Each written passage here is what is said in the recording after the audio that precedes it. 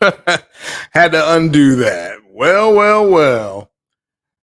Sony CES has finished. I enjoyed the show myself, but once again, you all who kept listening to those idiot fanboys got kicked in your nuts.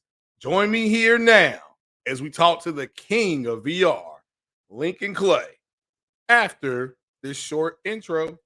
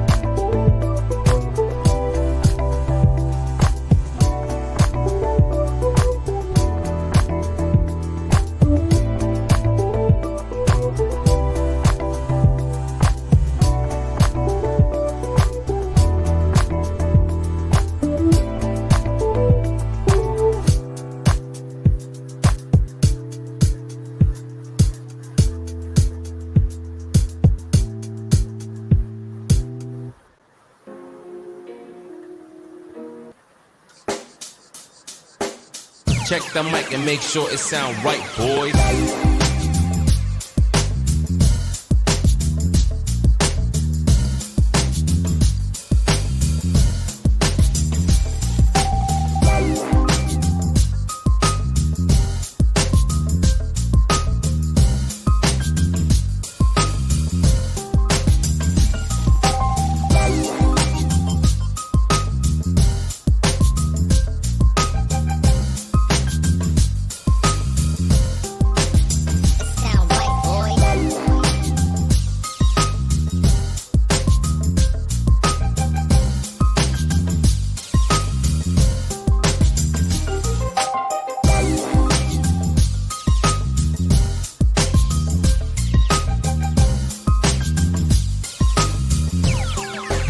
It sound right, boys.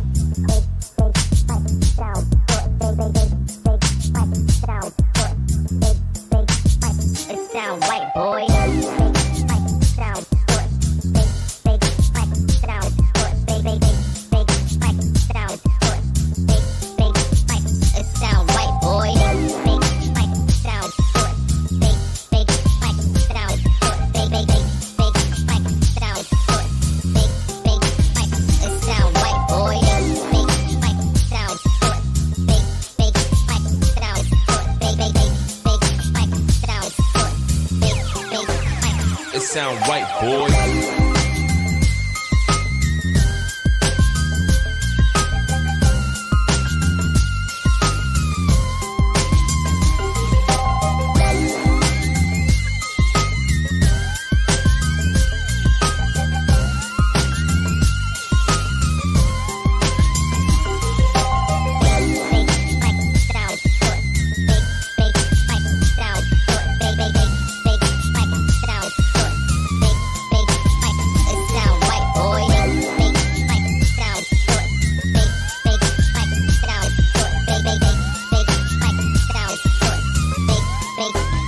It sound right, boy.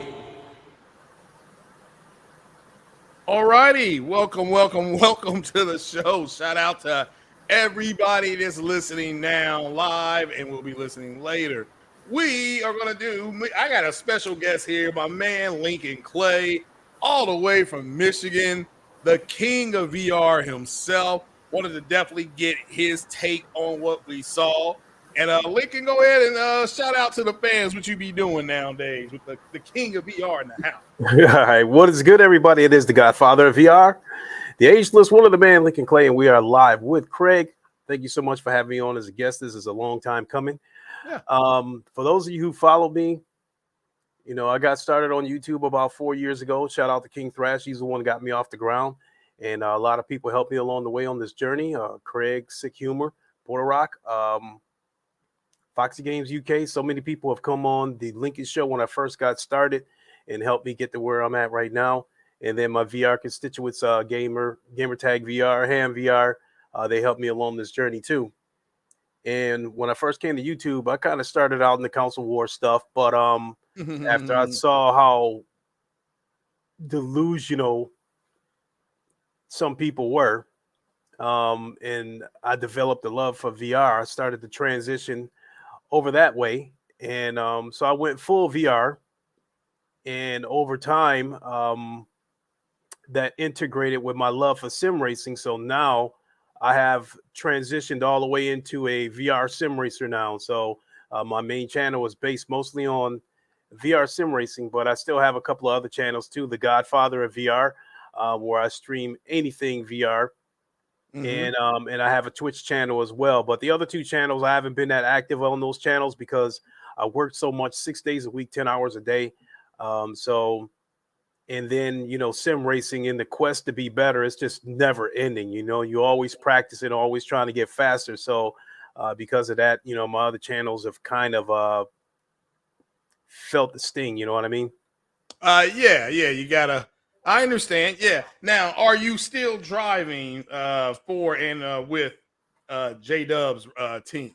Are you still one of the drivers? That, as far as me being with the team, nothing has happened yet.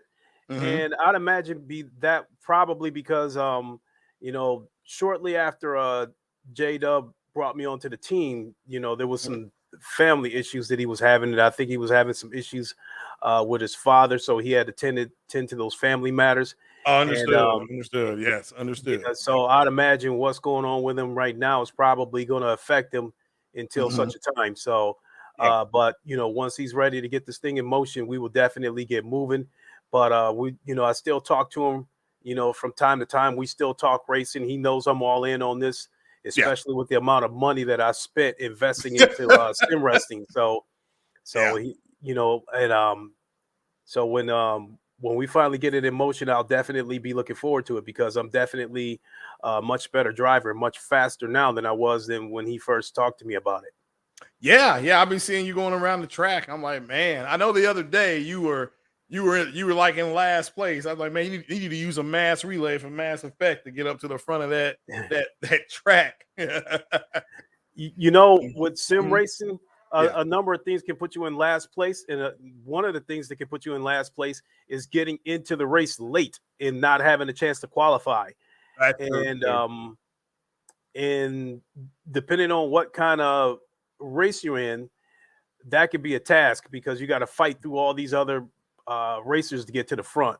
And I would say that racing on the game that I play in particular is a set of Corsa Competizione, and the the drivers are definitely different from PC to PS5.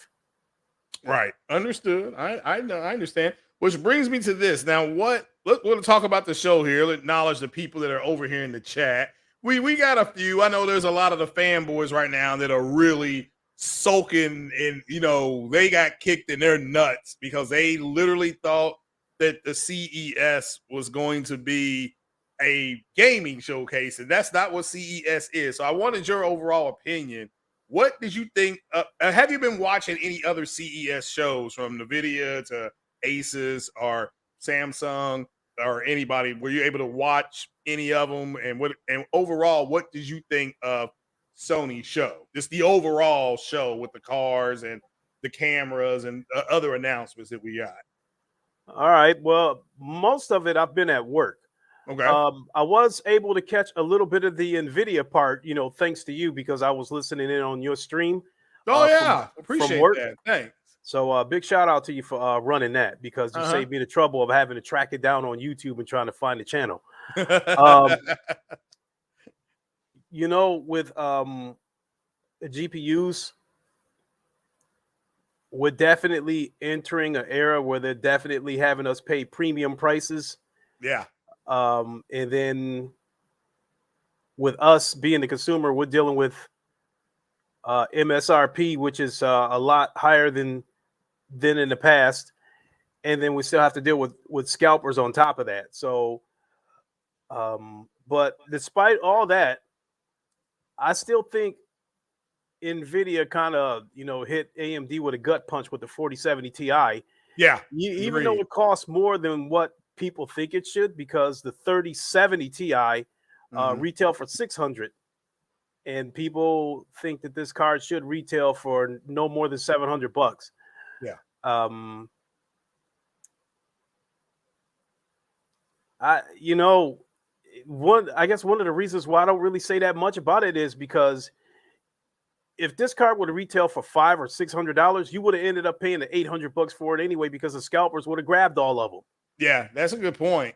Now, I mean, do you think it's going to be? Now they say it's targeting 1440p, and you have the DS, the deep learning super sampling on it. 3. You have the 3rd edition, so you could, in theory, be playing something at 900p, and then you get a 1440p picture. What did you think overall of the card's performance as far as what they announced? We still have to see it in real time. But they do have some. I thought they had a pretty strong showing. I agree with you on the price. Now was this the 480 that they were going to sell? And then they brought it back down? Yeah, this was the 40 originally, the 4080 12 gig, and it was met with such outrage that they pulled it and then renamed it the 4070 Ti. But it's still which is what people felt it should have been in the first place. Yeah. What NVIDIA has been doing with this 4070 Ti is what they did with the 4080 and the 4090, is they've been featuring DLSS 3, which is a frame generation where they insert a frame, or I would like to call it frame 1.5, where they put it in between frame 1 and frame 2. What DLSS 3 does is it takes frame 1, and from frame 1, it anticipates what frame 2 is going to be. And it takes those 2 frames and creates an artificial frame and inserts it in between the 2 of those frames. So that gives you a much higher frame rate. So games that probably ran at about 60 frames per second through DLSS 3 can easily jump up to 90 or even 100 frames per second, depending on the game you're playing. But that also is going to create latency because the computer has to think, since it's creating an artificial frame. And they've counteracted that with reflex, which is supposed to reduce the latency. And then the latest thing I think that that's what I'm thinking about, the cloud thing, the latency that they did with that. But I'm not really interested in DLSS 3.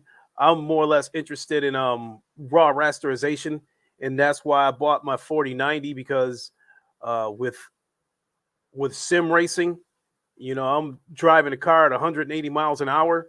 Yeah. I need split second reaction, and I can have a situation where my car flew off the track because the computer had to think about the artificial frame that it needs to create. Yeah, that's a hell of a way to go. Yeah, that's a good Exactly. point. Yeah, that's a good point. So the 90, the 4090, that's like very high end. That's NVIDIA's top. Is that NVIDIA's top card right now? Yeah, The I was 4090. fortunate enough to get the Founders Edition, Mm-hmm. which Yeah, is the yeah. cheapest out of all the cards. It's $1,600. All right. The AIB cards can go up to $2,000. Right. I opted to go with all my cards that I have. My 3080 Ti, my 3070 Ti, my 4090. They're all Founders Edition cards because I'm a Right. firm believer that I would buy it from the person that created the technology rather than third parties. Because since the AIBs had to pay NVIDIA for the silicon and the design, Mm-hmm. they're liable to cut corners to offset what they had to pay NVIDIA. So I just can't help but feeling like some of these AIB cars might have been made with cheaper materials. So I opted to go with the Founders Edition since the card is coming from the people who designed it. Yeah, well, yeah, that's the way to go right there. That's the way to go. Well, man, let's go ahead and let me give a shout out here. Shout out to Jemiah Dixon. He is in the chat here. Shout out also to the Nightbot who is in the house. And then Sergeant, looks like Sergeant 12 is up there. Shout out to you. Decimy is in the house. So shout out to everybody here listening. Hit that like button. Got the godfather of VR here, Lincoln Klay. And as we know, we're going to go ahead and a shout out to Jemiah Dixon, who says that NVIDIA, shout out for the 10, NVIDIA is still better than AMD. I mean, I'm not going to say it's not, but Lisa Sue's going to come out there in that power suit, and she's going to undercut. But I agree that 4070, if you're going for 1440p with that type of interpolation and the DLSS and all that stuff, that's a good card. I mean, that is. But that's $799. Now, how many T flops did they say it had? It's like a bunch. It's like 40 something T flops. So I never really paid attention to that, to tell you the truth, because you want to know the truth. Uh-huh. Now that I got my 4090, I could care less about any other cars that come out. But I will say that AMD is kind of eating crow right now because the situation with NVIDIA. Were you aware of the plugs melting on the 4090s? I heard that. But I didn't it's something you hear, but then when you say, well, does somebody have a picture? And maybe there is one out there. I could never find proof that it was happening. But you did see different threads saying that it was going crazy. Yeah, So I have seen pictures, but hey Jemiah, it seemed like a lot of the people that was having these plug melting issues were people that were overclocking their computers. Now, the 4090, I believe, is capable of handling 600 watts if you overclock it. Okay. Other than that, it can run up to 450. I have not overclocked my 4090 because I wanted it for raw rasterization. Right. Understood. That makes sense. Yeah. But what was funny is that when we had the plug melting issue with NVIDIA, AMD came out and shout their mouth off. They started shooting their mouth off about what kind of plug they were going to use and how safe the plug was. And now AMD is having overheating issues with their cards, where I guess the cards are jumping up to 110 degrees, and it's to the point where people are talking about recalls. That I did not know.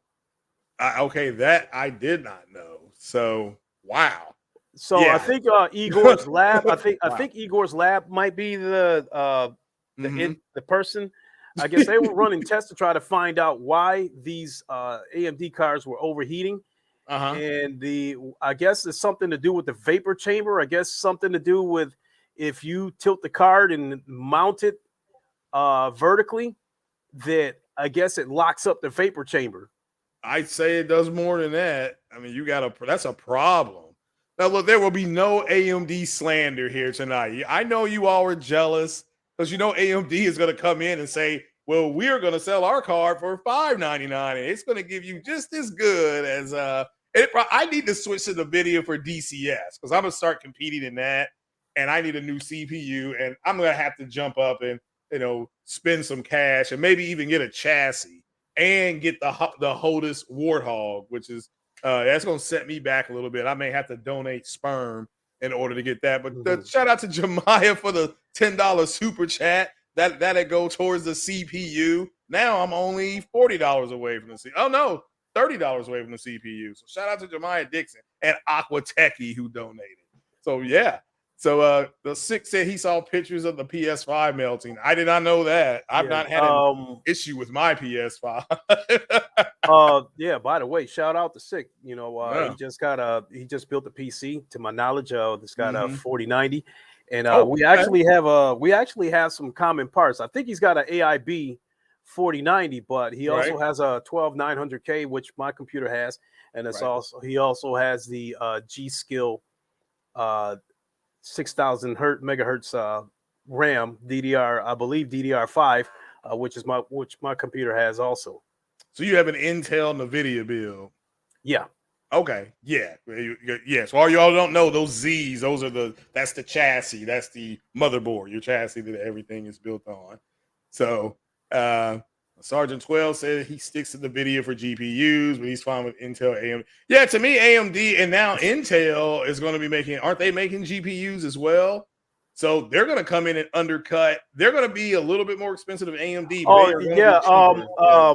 Than what you call it. So right now with Intel, I think they made the Intel Arc. Yeah. And I guess this GPU is the equivalent of a 3070, but there are people out there, the big YouTubers, Jay's 2 Cents and Moore's Law, and they're urging people to go out and buy those cards to support Intel so they can get into this GPU war and create competition so they can, try to ease that stranglehold that NVIDIA has on the market right now. Oh, okay. Oh, well, that's the way to go then. Telling them I'm going to put something up here. The 980 Ti is better than the 4090, and that's what a Best Buy salesman named D told me. So I would have turned around and walked right out of the store. That's what I got told I was at Best Buy, and there was a salesman up there named D, and he told me that the 980 Ti was the better car. They're both NVIDIA, so that's what I got told. 980 Ti. You know what? Some things that kind of crack me up is these people that say you don't need a 4090 and stuff like that, and they're still working with a 1060. Playing Roblox. Yeah. For what I need the 4090 for, I need as much power as I can get. Yeah. The racing game that I play, Assetto Corsa Competizione, it is not well optimized for VR. So simply put, the more power you have, the better the game will look. And now that I'm switched over to the HP Reverb, I'm racing in 3100p, and I need to have 90 frames per second because in the case of sim racing in VR, if it drops below 80 frames per second, it gets stuttery. And that could definitely kind of throw me off going into corners when I see a bunch of cars, skip looking like they're dropping frames. So I definitely got to have at least 80 frames per second. And now that I've got to taste the 3100p through that HP Reverb, I cannot go back. Yeah, I don't blame you. We got King Thrash in the house. He came over here, physics and all. Do Thrash, what you do. Yeah, you got to do what you do. Hey, I better be nominated for that Flowers Award, or else if I don't win that, we're going to, like they stormed the Capitol, we're going to storm the Roundtable podcast. That is crazy. So, the only way I don't win is because I'm just going to say it's a rigged, the whole thing's rigged. I'm going to go full Trump on them. So, the whole thing's rigged. Shout out to Thrash. He's working. He's working up behind the scenes on a really huge project, and so much to the point where I say one man can make a difference. That is true. What's the saying? A butterfly flaps its wings on the West Coast and on the West Side, and a tsunami happens on the East Side. So yeah, that is true. Yeah, if you don't like something, then do it yourself. I mean, I've always said that. Stop waiting. What did Method Man say? Stop reacting, make it happen. So I'm always in support of people just picking up the ball and running with it. So yeah, definitely, yeah. But shout out to Thrash for being here. X Hawk is in the house. How you doing? So well, tomorrow I want to ask Lincoln Clay this before we get started with the VR. Your opinion. I don't know if you saw this. I know you were working. Did you see these moist ass pony fanboys start saying that this was almost going to be a gaming showcase? They were going to see EA games and Spider-Man and possibly a Wolverine announcement. I don't know if you all saw that, but there were multiple podcasts at early evening this evening talking about that stuff, and so I wanted, because I know you've watched CES off and on.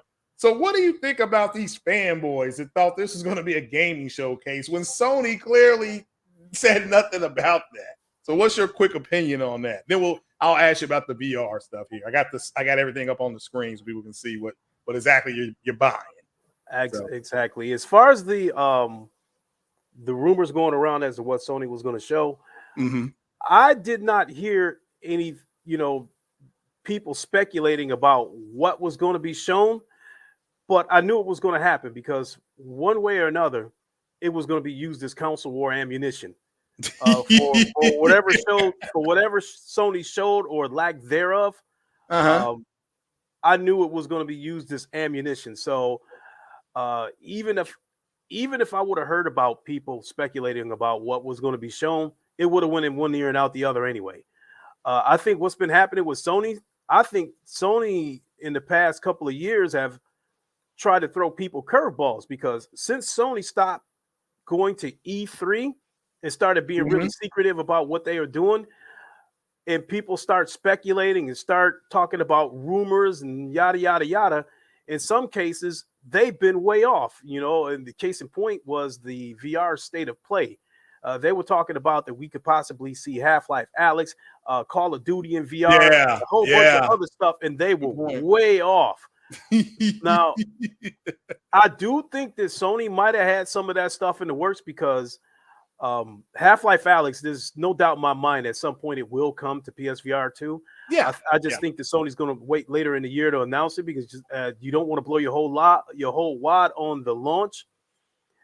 But Call of Duty is a touchy subject, because I think that might be part of the reason why Sony is fighting so hard to keep Microsoft from getting their hands on Activision, because it's possible they might have been in talks with Activision to bring Call of Duty to PSVR 2, because that would undoubtedly be a system seller. Even a blind person would try to buy PSVR 2 if they found out that Call of Duty was coming to it. Yeah, that would be something else. I would like to see like a tier 1 operating game, something like a SOCOM, or there's a whole bunch of games that the military has that they're going to start selling. If you are into those type of games, there's this one that's just called Tier 1, and it is a simulator for tier 1 operations all around the world. You work with SAS, you work with the Australians, you can work with the South Koreans. I mean, there's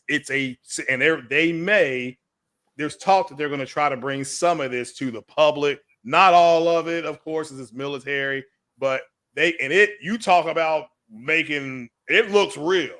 That shit I saw was like, it looked real, but it's training their soldiers to, you actually call in airstrikes. Like, you have to call in danger close airstrikes. So yeah, we'll have to definitely keep an eye on that. Want to give a big shout out to Nova Red. Bonjour, Nova Red. She said they just want to create drama. I've never seen something like this. I'm going to really go hard on them. Well, that's the wrong term. I'm going to go in on them pretty bad tomorrow morning because I'm off. I didn't know it. I'm going in ridiculously bad on these idiots. So we'll save it for tomorrow, though. This is not that podcast. All right, Lincoln. We're looking here. I don't know if you can see it. The specs. This is PSVR specs. So first things first, your reaction to the Gran Turismo movie, the film, that it's officially been filmed with the Top Gun Maverick cameras that I was telling people about. That Sony made those cameras, so I don't know if you saw Top Gun Maverick, the shots that they were able to get with those cameras. phenomenal shots, just phenomenal. So, but what do you think about the movie, the synopsis of somebody's playing Gran Turismo, they qualified in the tournament, the racing tournament, and then they go on to be a worldwide driver. So, what do you think of that story? And do you think Gran Turismo is a good place to really test those new Sony cameras? That I'm telling you that the Top Gun Maverick movie, if you haven't seen it, you're missing out on something special. But what do you think about it, Lincoln? The movie doesn't really surprise me because Sony's got their hands in a lot of stuff when it comes to movies.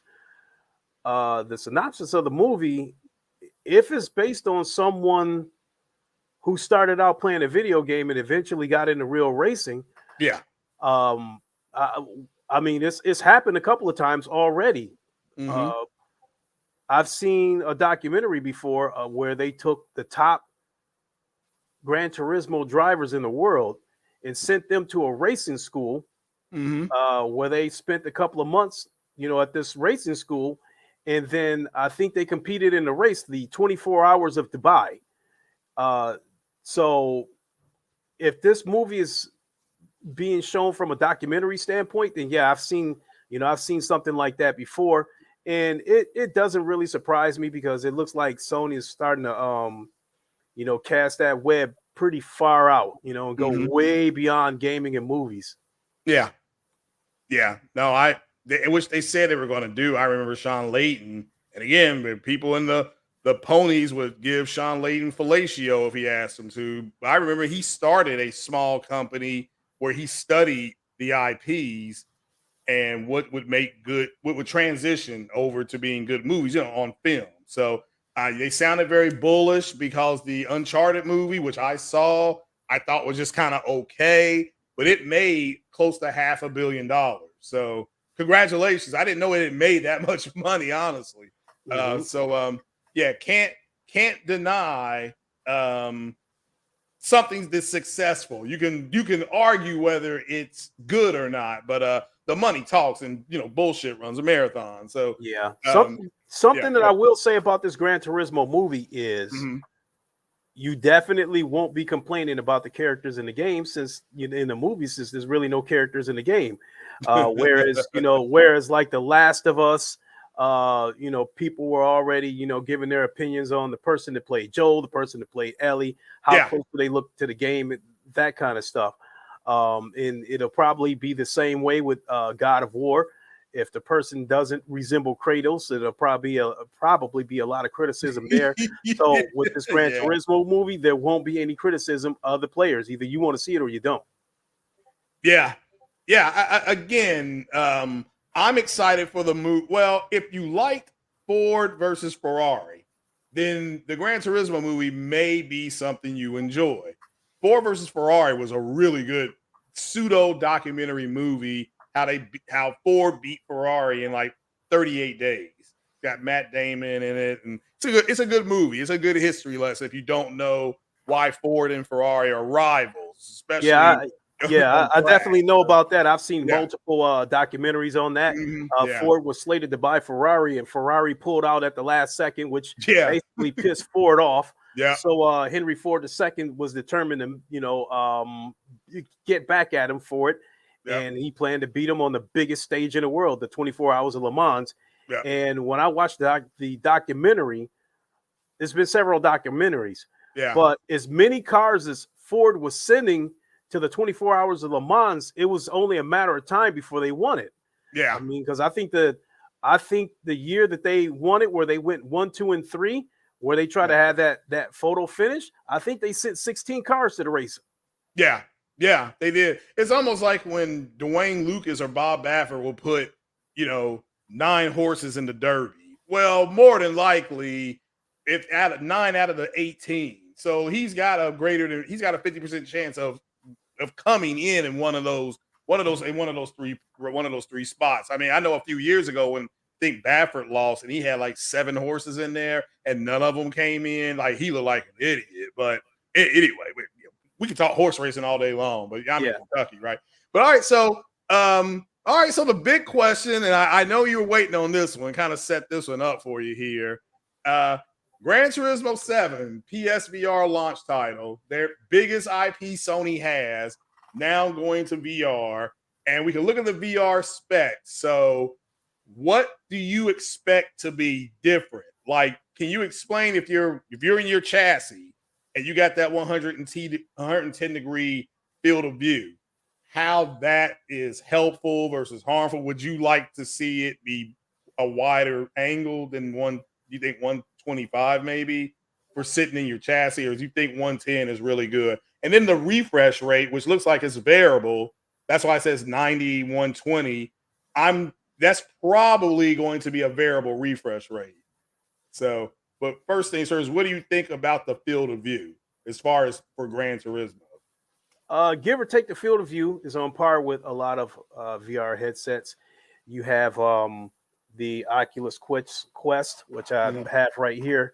I believe that has a 90-degree field of view. I think the current PSVR, has either 90 or 100 degrees field of view.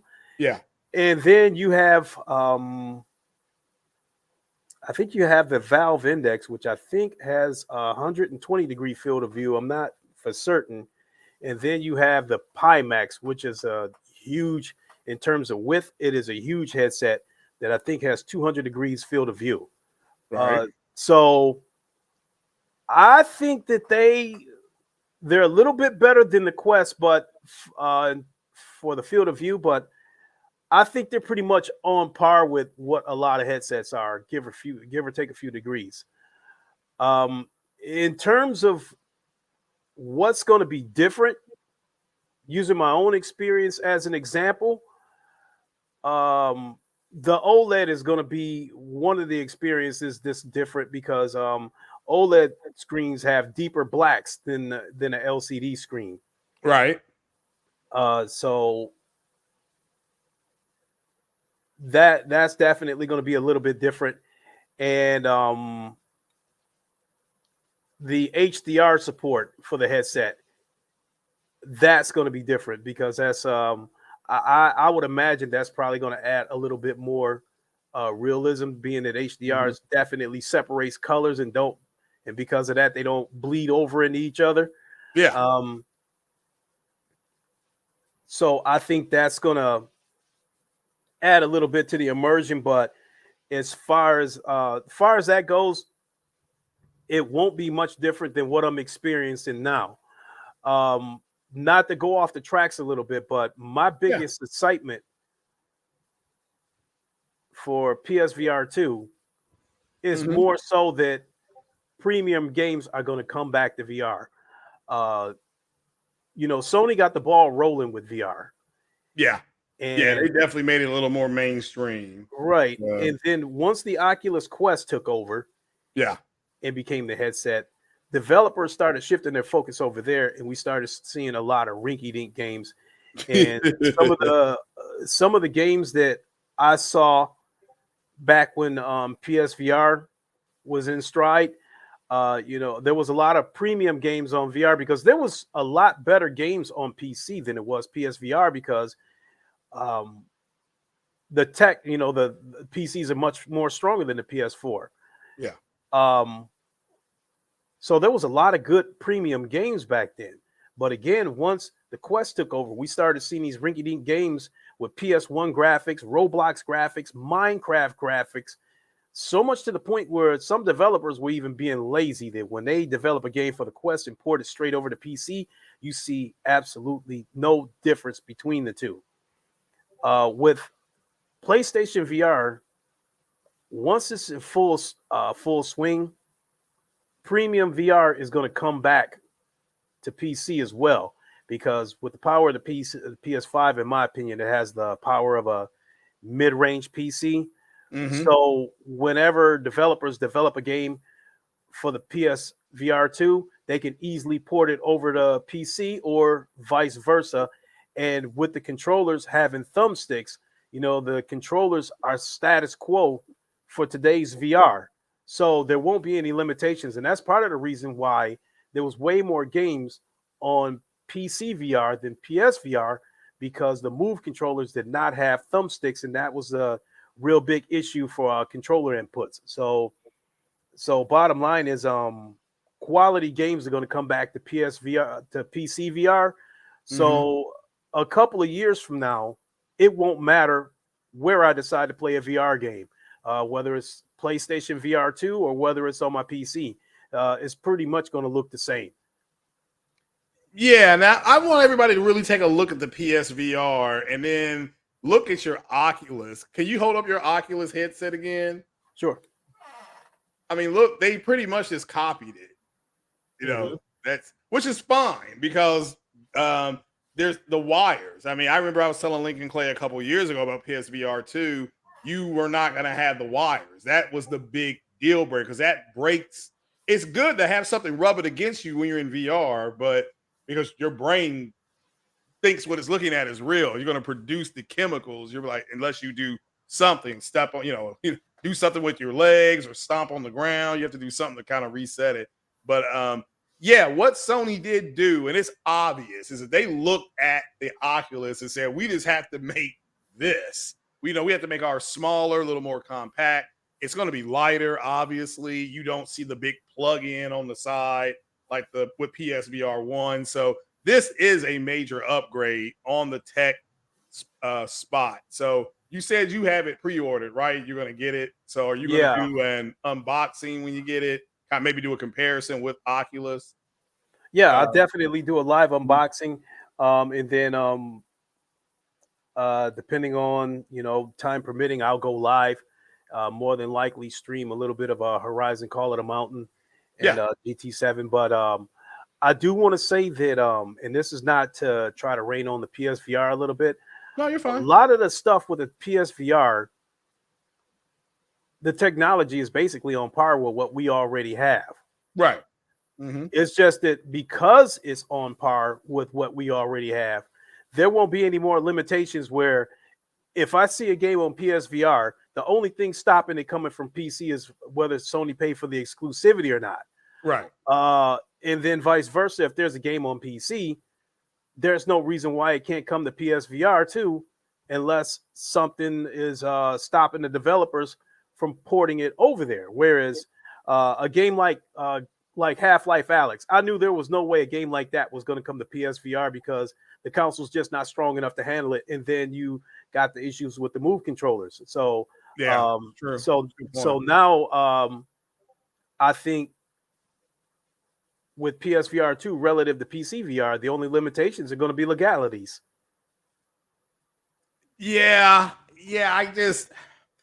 I really hope. I know Sony they want to build Inside Out, and I don't.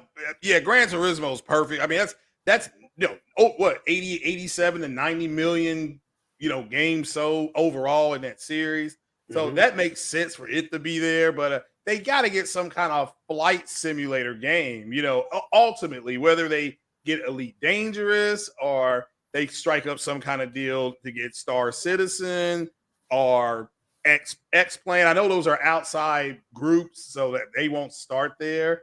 But they're really missing out on that because to have VR in a flight sim, it's like you have the car. It's just a different feel. It's gonna feel different. So people are saying Half-Life Alyx is a Steam exclusive. I think Valve wants to keep it exclusive. Yeah, well, I mean, no, it is going to come to PSVR. Mark my words. Yeah, it'll come though. Maybe not this year. I mean, I think a lot of the problem with the fanboys is that they want Sony to announce something today that won't be ready for another 3 years, and then they'll complain about it not being here for it won't be here for 3 years. So it's like no matter what you do, they're gonna always complain. Ace Combat is trash as far as sim. I'm here to say it's not fun to play, but it's trash when it comes to a sim. They need to get. But and I didn't mean to cut you off, but I do think another Ace Combat VR, Ace Combat with VR support, would help a little bit because 3 or 4 years from now, there isn't a form of VR that won't be available on PSVR 2. If you want a flight game, it will be some kind of flight game. If you Yeah. want a fighting game, it'll be some kind of fighting game. If you want first person shooters, it's probably going to be a ton of those and so forth. I mean, like you could pick any category right now, and there's a VR game for it right now on PC. So, I mean, they're just getting started. So it's only so much we're going to see in the first year. But over time, yeah, there will be some sort of flight game. And I think Ace Combat would be good, but it can't be what we got off of Ace Combat 7 because Sony kind of, in my opinion, pulled a little bit of bullshit because they sold that game as if the entire game was going to support VR. But the campaign was flat screen and there was 3 VR missions. So I paid $60. Yeah, so I paid $60 for 3 VR missions, and I only played one of them. But I will say the experience was mind-blowing. Being inside the cockpit of a fighter jet, I think it might have been an F-14 Tomcat, and sitting on the deck of a carrier and hearing all that loud jet thrusters and seeing that first jet take off, and then the catapult slings you off, it was mind-blowing. It was like thunderous, and then once the jet took off from the carrier, it was silence. And then you look out the cockpit and you see the ground getting smaller. Yeah. It was mind-blowing. And I think that, Sony took a lot of criticism because that game only had 3 VR missions. And so over on PC VR, somebody set out to give us a full-blown game. And there's a game on PC VR that resembles a lot like Ace Combat 7 called Project Wingman. And it is a full-blown flight game in VR. So I think whatever kind of flight game we get on PSVR 2, I do believe it'll be a full game and it won't be a 1 or 2 hour experience or a 1 or 2 mission experience. Yeah, they got to do something different. It does sound like they're going more in, and I agree. I think the Half-Life games will come. I think a flight sim game will come, but I also know that Sony builds, they're inside out, and these other studios are not their studio. So I understand you're not going to do this, but maybe you'll see VR for MLB The Show in a couple years. That is the hope. Because as of right now, we have home run derby games out there. Yeah. And actually, there is a full blown baseball game right now called Inside Baseball. I've streamed this game before, where you pitch, you hit, you run to the bases, you attempt to steal bases. It is a full blown baseball game. The problem is the game has Roblox graphics. And it's basically like a little league. It's basically like a little league baseball game. It's not a full blown, regulation size baseball field. It looks like a little league baseball field, but it was a start because it's the only full blown baseball game that I know of on any format. Other than that, you got home run derbies.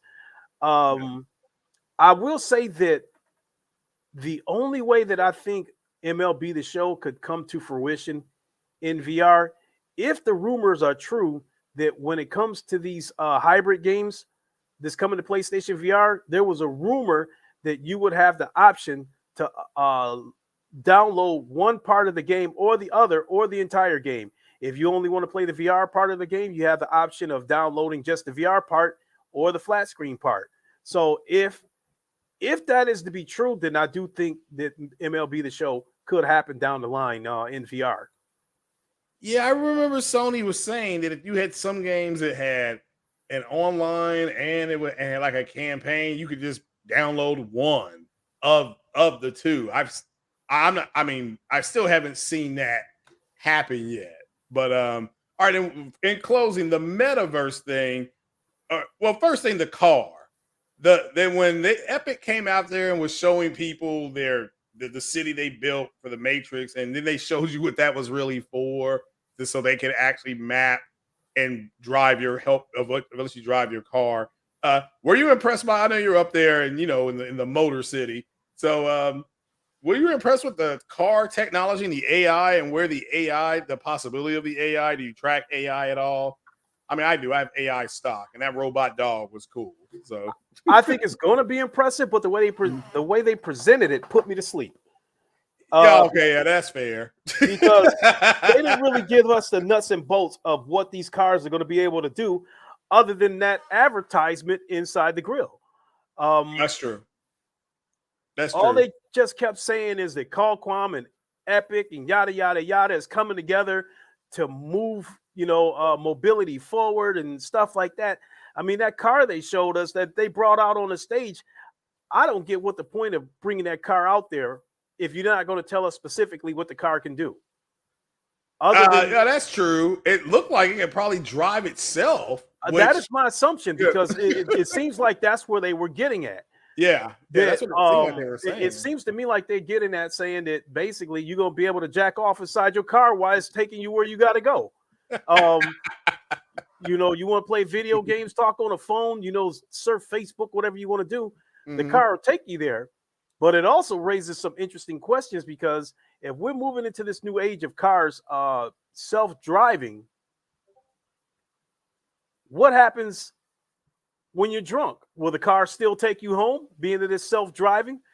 I guess in theory it should. You should be able to say, "Take me to home," and it should just drive you there. It can't get you out of the car, though. I think they might put in a fail-safe that if the car starts acting funny, then you take over. But the car might not let you the car may not let you drive, because you're in no condition to take over if you're drunk. I wonder. Yeah, because I know they're delivering pizzas with an auto car, and I'm telling you, when these cars are self-driving, yeah, the government and the court system are going to find a way to capitalize off this. That's true. What I think could possibly happen is that, say maybe 10, 15 years from now, with these self-driving cars, if you have a warrant for your arrest and you get in that car, the car locks you inside the car and takes you straight to the police station and alerts the police that it's bringing you in. Now that would be something else. That would be cool. And of course, they make money off of locking people up. So oh yeah, they are definitely doing that. Yeah. So I can see where they would do something like that. Yeah, I can see that too. Yes, Jade Raymond, I saw her and I about fell off the couch. She's still stunning to look at. I would definitely take her out for beer and wings. Very pretty, smart young lady. So yeah. But yeah, no, I can see that happening. And then what did you think about the metaverse? I still don't know enough about that. Do you know anything about the metaverse? Is your son? I am sick of the metaverse, because it's all Mark Zuckerberg has been talking about. Yeah. As far as what direction that they're heading in. Yeah. It sounds to me like what they're looking to do with the metaverse, it's going to be one huge microtransaction. Yeah. I think so. One of the things that they talked about in the metaverse, for instance, you could create your own digital clothing store where the stuff that you create there can only come from your store. Okay. And people will not be able to clone it. They'll have to buy it. Right. But buy it where? It's not like what they're going to have, like a fake character in a fake world and then put the clothes on. That's exactly what the metaverse is going to be. It's going to be like, so were you familiar with PlayStation Home? Yeah. I think the metaverse is going to be something like that, where you create a character, and if you want to go buy some digital clothes, you go to someone's actual store and you pay real money, to convert it into metaverse money, right? And you buy whatever clothes you want to buy out of there, and that place is the only digital store where you'll be able to get those clothes. So when you go to a gathering where people are gathering in VR, they say, "Man, that's a slick shirt. Where'd you get it from?" "I got it from this digital store. It's the only place you can get it from." They won't be able to clone it, because like right now, currently in VR chat is a giant social gathering. So much stuff you can do. My son created a Gears of War VR player versus player Oh, okay. for Gears of War VR, but you can clone the avatars if the person that created it allows you to do it. So what the metaverse is going to do is it's going to allow you to make real money, but naturally they're going to take their cut of the money Right. off of any digital sales that you make. Um, if you could create a digital car dealership and the cars that you buy there will only come from that digital dealership, and that would probably be the only place that you're going to get it. So to me, that is what I'm seeing as the metaverse. And it's not just going to be, Meta is going to be the heart and soul of the metaverse, but I guess a lot of people want to get in on it. Sony, Epic, all kinds of people want to get in on the metaverse. So I think PSVR at some point will be tied to the metaverse. Damn. Well, I mean, I just don't know what are they going to do. Like, I mean, I saw some terrible rapper talking about the metaverse. I'm like, well, that looks stupid, but I'm not into that, right? So, Well, they already gave you a taste of it with those avatars, because those avatars, from what I saw, was not for the cars. Those right. avatars was for Sony. I think they're going to reinvent PlayStation Home in some capacity, but it's going to be in VR. But some of the stuff that they showed you was already there. Yeah. Like being able to be at a sporting event in virtual reality. We've already had that like 4 years ago through Next VR. Yeah. And what that did was allow you to sit courtside at a basketball game. You're in VR and you're sitting courtside and you sit next to real people and you're watching a real life basketball game courtside. And it's like you're really courtside watching these dudes run up and down the court. Hockey games, football games, concerts. You could all see that in VR when you actually there. Concerts in VR, you sit in the front row and the person singing or rapping is right there, right in front of you where you can reach out and touch them. That's already going on right now. Right now, gosh. right now, Meta has what's called Horizons of where you go into a series of venues where you can watch concerts, you can watch MMA fights, all this stuff in VR. So what Sony is planning to bring us, we already have it. So in that aspect, I'm not impressed by what they plan to bring us. My excitement for VR, for PlayStation VR, is that we're going to start getting good games again instead of this rinky-dink shit we've been getting. Yeah, understandable. Yeah, they're throwing an occasional pearl, but yeah, overall, I get what you're saying. The smorgasbord don't have a lot of food on it for so I got you. Yeah, so Well, I mean, in terms of VR, the Quest is pork and beans. We about to start eating real good again once once PlayStation VR is in full swing. Yeah, no, that's cool. Yeah, nah, well, bro, man, it's about 10 o'clock here, so I'm gonna let you go. I know you got to work in the morning. I gotta get ready to bust some cheeks on these ponies tomorrow morning for flying again. So y'all tune in for that at 9:30. But yeah, absolutely. I'll be at work at the time, so I'll definitely be tuning in. Yeah, so yeah, man, go ahead and shout yourself out, shout your channel out again, and man, I thank everybody for coming. Jemiah Dixon, thanks for the super chat. Jeeves is in the house. X Hawk is here. Shout out to everybody. Nova Red again. Bonjour, Nova Red. She's all the way listening from France. Oui, and all that. The city of lights. So shout out to them. So yeah, shout out to Sick for swinging by. King Thrash. Like I said, King Thrash. If I don't win that award, this thing is rigged. I mean, you're just setting it up right now, like Trump did. So yeah, we're gonna storm the round table podcast. So but yeah, I guess they're gonna have commercials in there too. Shout out to Vidri's in the house. But yeah, brother, go ahead and shout yourself out, and we will go ahead and bounce on out of here like a check. No doubt about it. Once again, everybody, it is the Godfather of VR, the ageless one of the man looking Klay. And I definitely want to thank Craig for bringing me on. It was long overdue, as I said before, and I'm always down to talk about virtual reality and where it's headed. As far as where I am right now, I have transitioned into a VR sim racer, so I race in VR now. So I know that's really niche, but if you do like sim racing, that's where I'm at right now. I also have a second channel called The Godfather of VR, where I do strictly VR and not so no racing over there. It's still the VR that I used to do. I just moved it over to a different channel. So you can check me out there too. All right, well, there you go. And guys, we're gonna get on up out of here. Appreciate everybody coming. Hit that like button, share the care. And again, you had PlayStation's CES, you had AI talked about, you had cars talked about, you had the VR talked about, and you had the drone, you had the cameras. I told you guys, Sony makes TV shows and movies. They don't just make PlayStation. So you all, we're gonna be talking about that tomorrow morning. I don't know why you all fell for that bullshit that these guys were telling you. But all right, then I will talk to you guys later. Lincoln, man, it's a pleasure. And there you go, the Godfather of VR. We're about to be on up out of here, and I appreciate you coming through, my brother. I appreciate it. No you doubt. All have everybody out there. Mm-hmm. You all know the line. Wakanda forever, long live the king, and deuces. We out of here. Peace.